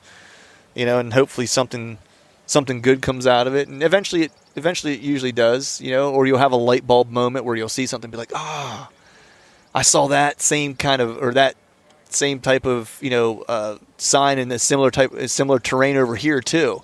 It's like, I wonder if the deer are using that piece the same as they're using this piece, so you start to piece, but I agree with you. It's like there are some days where I just want the easy hunt. Oh yeah. You know what I mean? Everybody has that. Where it's and I usually have one stand set up in a place that I think I might have a good chance still, but that I don't care as much about, that I can just go crawl into a ground blind or climb into a tree stand that I already have pre-set up. Yep. And just relax. That was actually how I killed my deer last year. Was it really? Yeah, it was PA hunting on the East Coast. A buddy of mine's family owns a small, 3-acre parcel of land that borders public ground, and I was just having a bad week, and I was like, you know what? I was like, I'm gonna hunt this week. I was like, but I'm not driving back home to the PA farm to hunt because the weather wasn't good, to come back. So I was like, screw it. I'm just gonna go out to my buddy's place and hunt. Easy walk in, hang a stand and hunt. Didn't have anything pre-hung, but it still was an easy walk in, like no big deal. Go out there, I get in the stand, and I set up my stand. It was crooked. It was like the worst hung stand like on the planet. Like it was one of those abnormally hot days, and I'm like a sweaty mess getting into the stand. I'm like, shit's gonna bust me walking in here from like miles away because I smell so bad, right? You're mad at that point, and you're like, why am I doing this? This sucks. Exactly. I'm like, why am I even here? This is stupid. Yeah, I should know better. Exactly. I'm like, I wore too many clothes. Like, this is dumb. So I finally get up in the stand, and I'm pulling my bow up, right? I couldn't get my stand as high as I wanted to get. That was the other thing. So I had to leave one of my sticks at the bottom of the stand, which was no big deal. But still, I'm like, a stick laying down there. It's like probably has my scent on it because I'm all sweaty. Go to pull my bow up. My tow rope gets caught on my quiver, and rips all my arrows out of my quiver except for one, which is the one that was like my backup arrow that I didn't want to have to use unless shit got real. Yeah. You know what I mean? It's like, well, shit got real. So I'm in my stand, I knock an arrow, and I'm just like, you got to be kidding me. I was like, this is the worst thing ever. My stand's crooked. I'm all uncomfortable. I was like, I'm not going to see anything anyway. And I'm already telling myself as I'm sitting there, I'm like, it was an evening hunt. I'm like, I'm going to sit here for like a couple hours. I might not even stay till dark. You know what I mean? It's like, I might just blow out of here and just be like, at least I can say I went and hunted today. You know what I mean? And that's something at least. You know what I mean? I'm sitting there, not seeing any deer, not seeing anything. Finally, a little doe pops out, and I was meat hunting because it's October. I was looking to fill the freezer. Mm-hmm. And so she just stayed. She was about 40 yards away, and I couldn't get a shot because she was behind some junk, and I just couldn't pull one off. So I was like, well, that was probably about it because it's getting on. It's probably 5:30, 5:45, so probably have another 45 minutes of light maybe, 6:30 that time of year, 6 o'clock, something like that. I'm sitting there, and then right before that, a little buck rolls out right in front of me.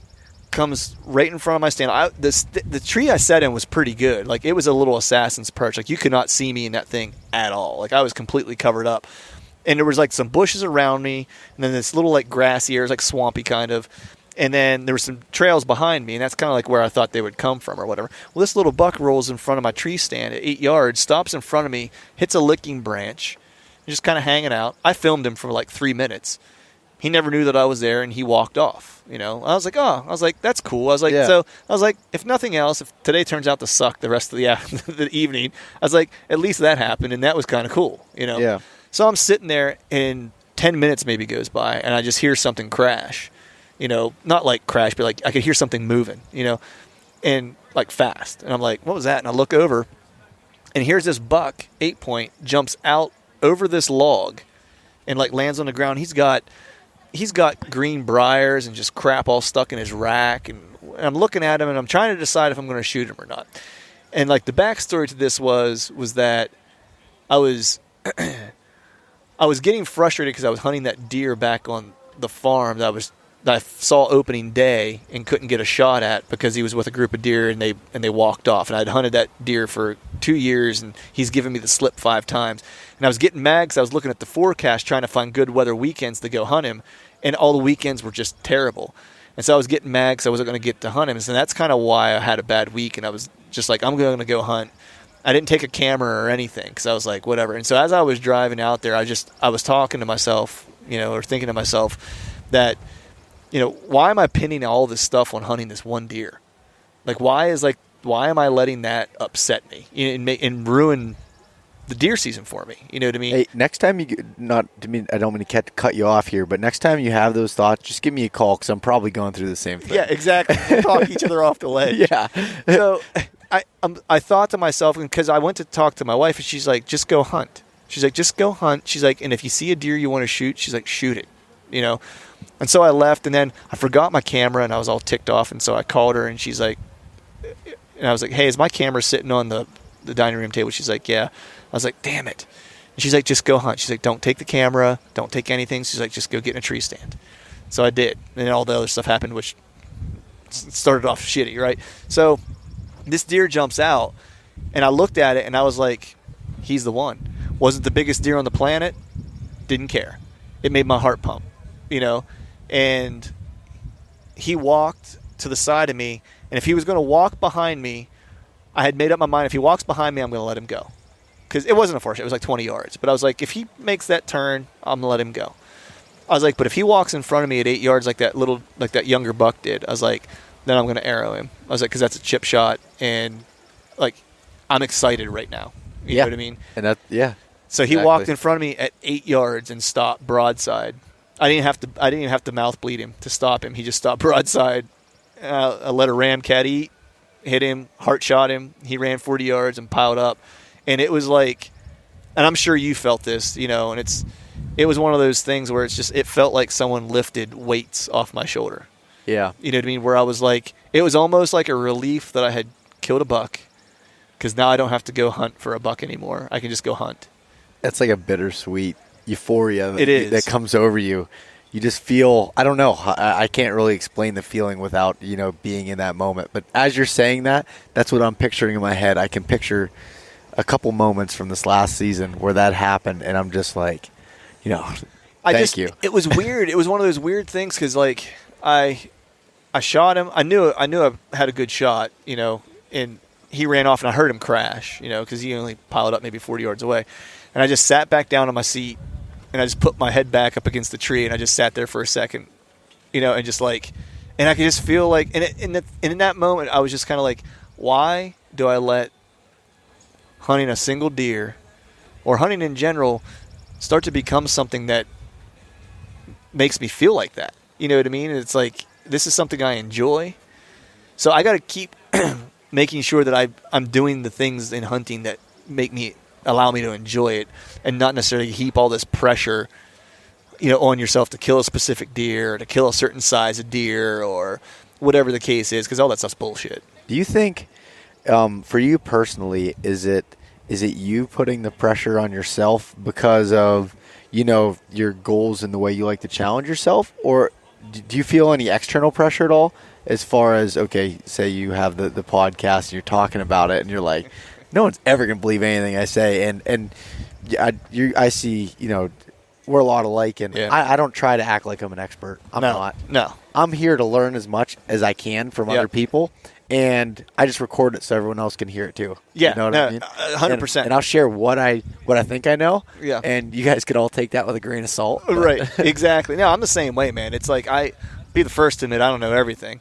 I've learned some things, and if some, and it's awesome when someone reaches out to you and say, hey, man, I heard you say X, Y, and Z, and I used it, and I killed my first deer this year. It's like, that's awesome. Yeah. But I didn't do shit. You know what I mean? It's like, that's your deer, man. Like, you did the work, Great if something I said was smart at one point. You know what I mean? It's like, cool. But, that's, I don't like to take credit for those things, Yeah.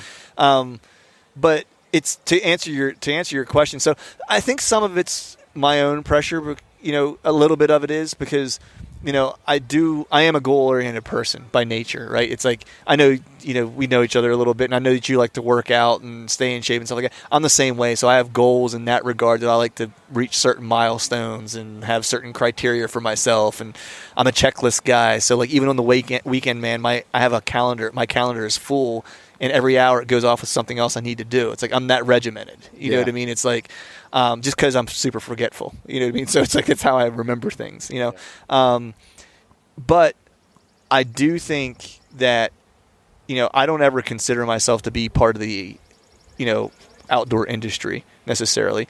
And maybe I am. I mean, I have a podcast, sure, so I guess I am to a certain degree. But, I don't make my living that way. So I have some flexibility and freedom. Yeah.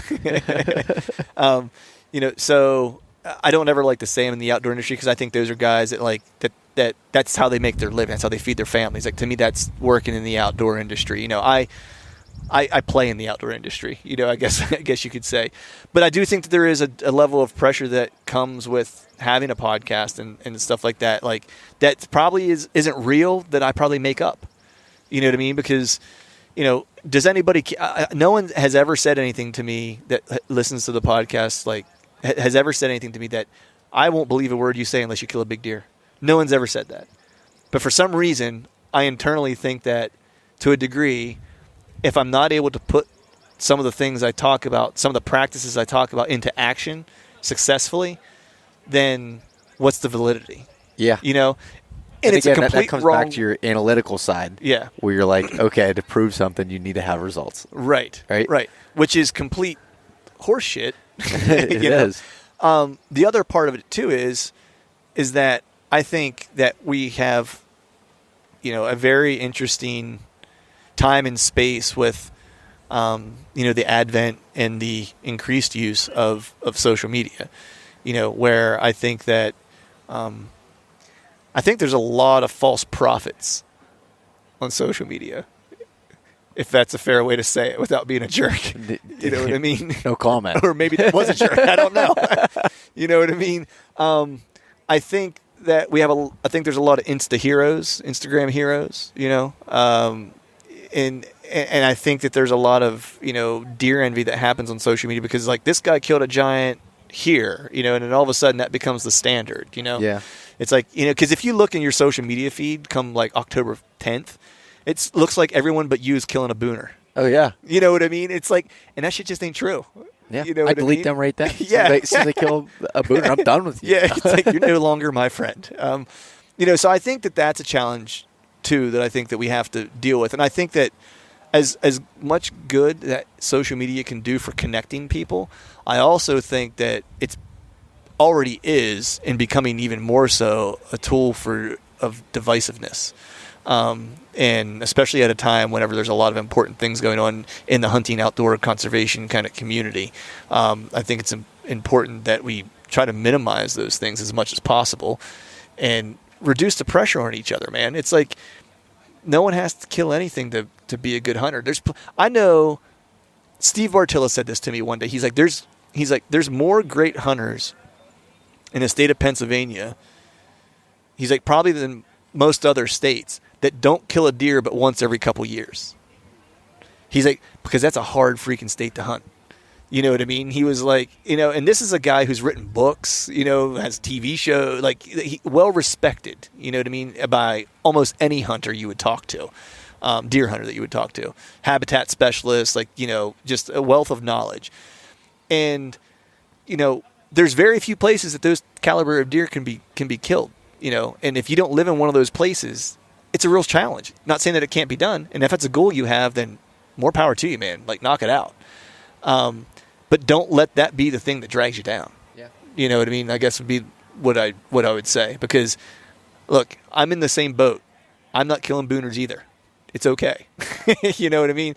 But I have to continually convince myself of that. Yeah. No, I fall into the same trap, and it's when you see these things on social media, like you said, people killing deer all the time, but what it seems like all the time, when in reality it's a very, very small percentage that are doing that. It's just what shows up on your feed. Yeah.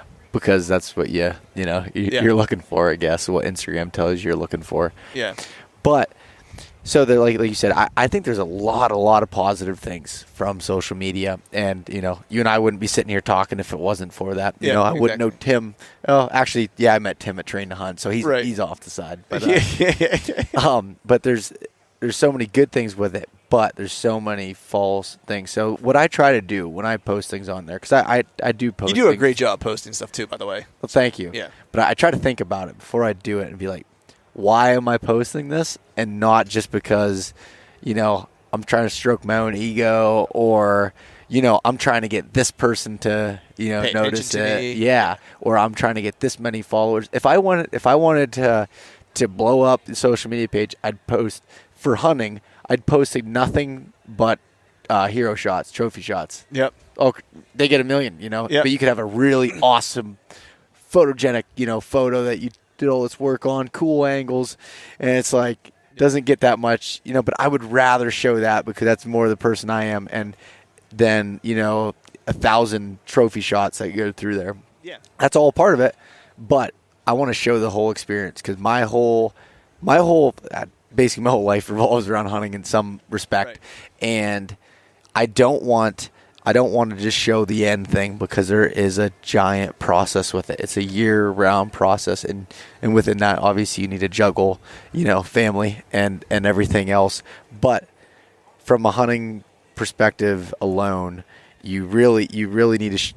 I believe, anyways, that you need to show the whole experience because social media is public, and other people are seeing it, and we need to, as hunters, we need to have a tasteful image, I guess, and I'm not apologizing, for being a hunter type deal, yeah. But it's the reality we're in right now, and we need to do that. So. Right, 100%. I 100% agree with you, man. I think that you have to be super mindful in those spaces where you only have small moments to communicate something. So Facebook, Instagram, Snapchat, whatever kids are using today, you know what I mean?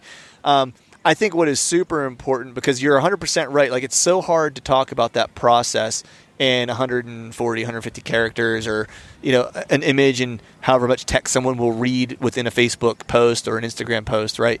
That's why I think these longer form content pieces like podcasts like we're doing, or effective blogs, people who have good, blogs that are really well thought out and good, sending the right message, I think are important, because to me that's where you get the immersive kind of, experience and process, because to me it's all about the process, right? If you give yourself up to the process, it will make you better at almost anything.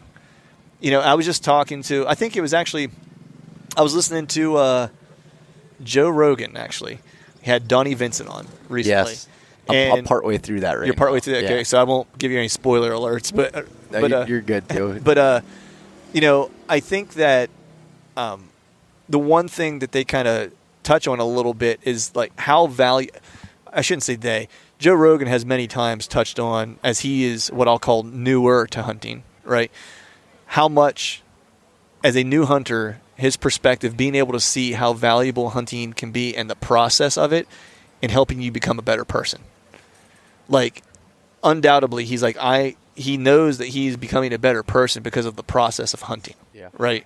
You have to take a more mindful approach, especially bow hunting. Like, that's really where he kind of like, I guess, kind of draws the line to a degree. He's like that intimacy with the animal, that approach you have to take, the strategy that it takes, the thinking it requires, the planning it requires. He's like, how can you not become a better person when you have to think through all of that? Because all it does is teach you how to think about different perspectives.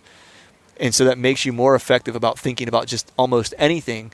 If we disagreed about hunting, for example, right? Say I was a non-hunter and you were a hunter. But let's reverse this for a second. Let's say you were a non-hunter, a vegan, right? Okay. Which I am. and I was a hunter, right? If what Joe Rogan was saying is partially true, and I do believe him, is that if I've gone through and I've kind of understand how to kind of tear apart details and dissect things and have perspective on things, I can sit here and talk to someone who's a non-hunter and put myself in their position, because that's constantly what we do when we hunt. You put yourself in the animal's position because you're trying to think like they think. You're trying to think, what are they going to do next, right? So if I can do that to hunt deer, why can't I do that to have a conversation with a person, right? Stands the reason, right? The reason why you can't, or why people can't, is because their egos get into the way. They want to be right more than they want to be right more than find the right solution, right? Yep. And so I think he's absolutely right. And the more people that recognize that, and understand like the tools that hunting are giving them to not just hunt, but to actually be better humans, like that's a powerful thing, And if we can figure out a way as hunters how to package that, and I'll say market it, even though I hate saying that word, You're a marketer, though. I am a marketer by trade, which makes me want to throw myself in front of a train some days, but it's okay. Do it, you won't. Yeah. If we could package that somehow and market that to the masses, like that's a powerful tool. You know what I mean? But it's not sexy. Yeah. So. Yeah. No, you're right. And the craziest thing with as far as what we were saying with Donnie and Joe, how they really articulate. Yeah. Joe Rogan has been an amazing voice for hunting. Amazing, And then you add Donnie Vincent and everything he does. I had a Facebook post last week. I shared Donnie Vincent's article in Men's Health, and I'm like, everything he touches turns to gold. Yeah. Because it is. Yeah. He just has a really honest and true perspective. You know what I mean? It's like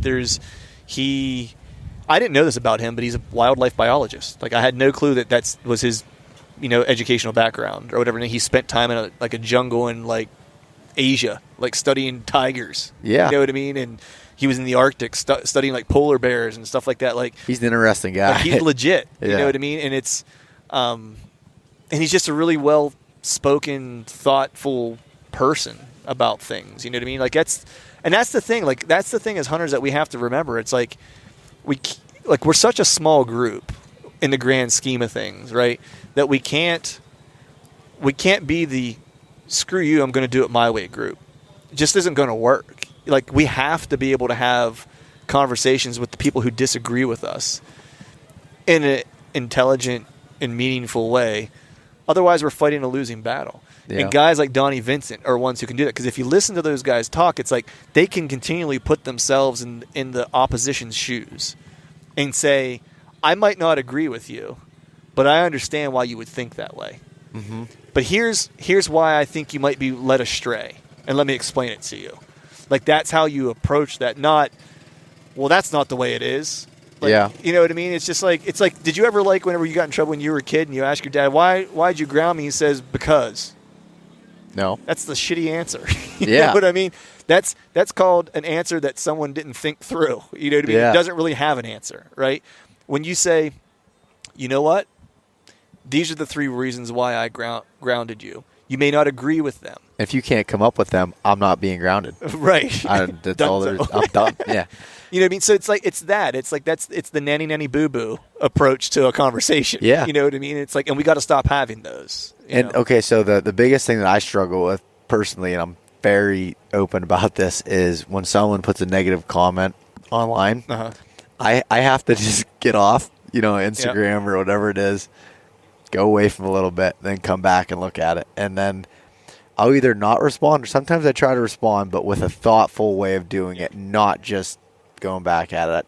Because my first thing is, your ego jumps in right away. And I'm like, I'm going to prove this guy wrong. He needs to get off my page. Right. That type of thing. And I'm like, no. And that's what happens as you grow and learn with it, because, ask me 3 years ago and I would have jumped all over that person, Exactly, man. Exactly. And it's full of hate out there. But I know you can't do that. It's just, you can't. I do see some people that are in the spotlight that really fight back and forth with people on there. I just get a distaste in my mouth about it, Well, I mean, this is the thing. Like, you can't have you can't fight rationally with irrational people, and the folks who are making those comments, like, their life sucks. Yeah. That's why they're trying to, they hate their job. They hate their spouse. They hate where they live. I think Joe Rogan said this in like a podcast. Like, one time he was like, and the only recourse they have is to try to make you feel just as shitty as they do. Yeah. You know what I mean? And it's like, and that's how they feel. That's how they feel better. That's how they feel empowered. What I usually do is I usually don't pay attention to them. Honestly, I had one post that blew up. It was actually when we were in Montana on the elk hunt, and my buddy shot that bull, and we caped that bull out on the side of the mountain, quartered him up. I made a little bonfire, a little fire. We put some backstrap on a stick. We ate backstrap as we were butchering the bull on the side of a mountain.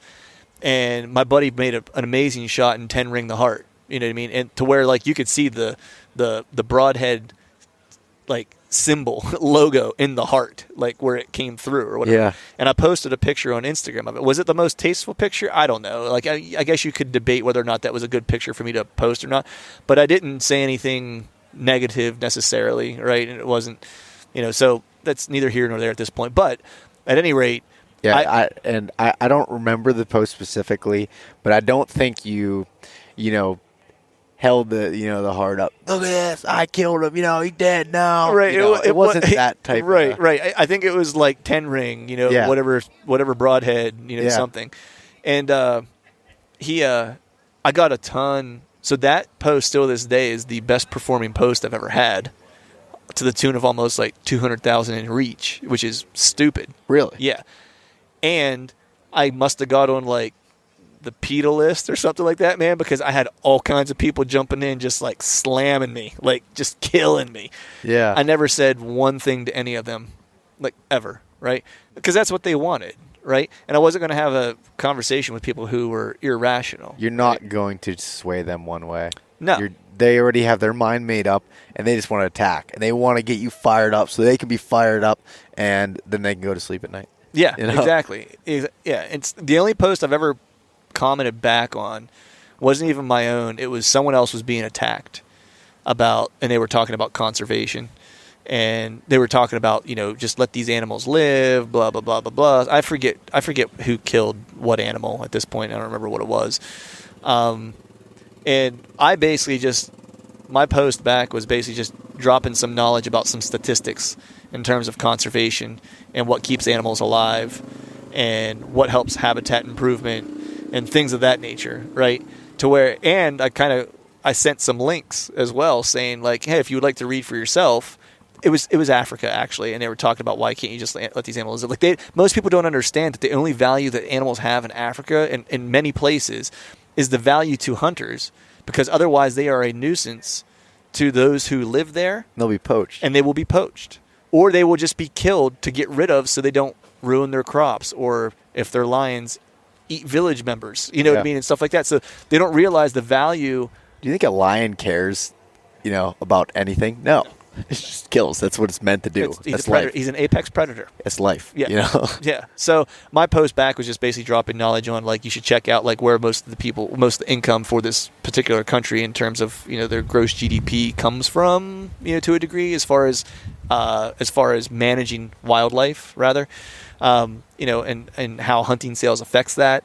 And then take a look at the U.S. and just recognize how hunting license sales impacts the amount of dollars that go to state agencies to do the work, so you can go out and see wildlife without contributing.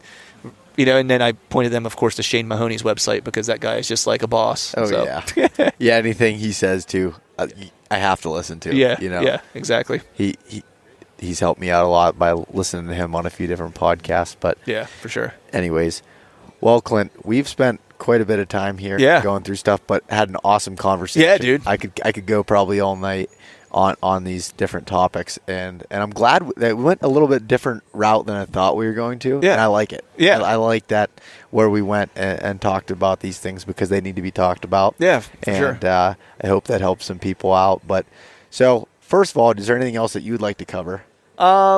No, man. I think that's it, man. It's like I look forward to having you on the Truth from the Stand podcast soon, so we can give all those folks out there listening a taste of what East Meets West is doing. Talk a little bit about mountain bucks, maybe. Mountain bucks, that's what I like. A little mountain bucks. We'll probably slip in a little elk hunting too. Don't ask me any tactics because I haven't killed anything. So, well, don't put any pressure on yourself. I could listen. I could tell you how to plan a hunt. Right? Yeah. now finish it. I'm great at planning. I don't finish anything. No, right. Well, a few things, but I'm not going to get into that. Right. But anyways, so I have one last question for you. So how would you define adventure? Adventure. I would say, for me personally, or just in general? Answer it however you would like. However I would like? Yes. Okay. However you take that question.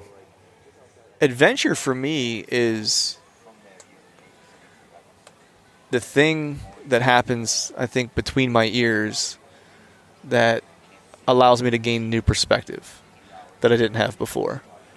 I think oftentimes we seek adventure when sometimes adventure's in our backyard, or it's on a train ride, or it's in a book, or so. I think for me, as I've gotten older, it's like I've started defining adventure a little bit differently because I recognize that I have the ability to create the adventure. You know what I mean? Like I don't have to travel thousands of miles to do it. It's fun. I like it. I've done it. I look forward to doing it again, right? But if that's the only way you can find adventure, then you're not having enough of it. Yeah. Man, that was an awesome answer. I like that. No, that's a great way of thinking of it. And yeah, that's awesome. So we'll leave it at that. But what I want to ask is, where can people find a little bit more about you and what you're doing with Truth from the Stand? Sure. So Truth from the Stand, Deer Hunting Podcast is on iTunes, Stitcher, Google Play, anywhere you can find normal podcasts. There's also the Truth from the Stand.com blog that I do a little bit of writing there once in a while. It mainly has the podcast on it, so you can go there and listen to it as well, and check out some writings. There's a lot of archived writings on there from years past to check out. Of course, I'm on Facebook and Instagram. And then newly starting, I don't know if I even told you this, but I'm doing skull European mounts. Yes, we did talk about that. So that's all on the website too. So that's coming this fall. I've got a colony of beetles that are cleaning skulls now and prepping for the fall. So anyone who needs a skull cleaned, you can go there and find all the information. And they'll be shipping direct. I'll be sending you my elk skull. There you go, dude. I'll do it up. Heck yeah. Awesome. Let the beetles go to work, man. So, all right. Hey, again, thank you for having me on. Thanks for having me, man. I appreciate it. Let's head over to the BHA after party here and grab a couple drinks. I like to party. All right, let's party. Let's do it. See ya. Thanks so much for listening to this episode of East Meets West Hunt with your host, Bo Martonic. For more great content and to stay up to date, visit eastmeetswesthunt.com, Facebook at East Meets West Outdoors, and Instagram at East Meets West Hunt. If you enjoyed today's episode, please review and subscribe, and we'll catch you next time.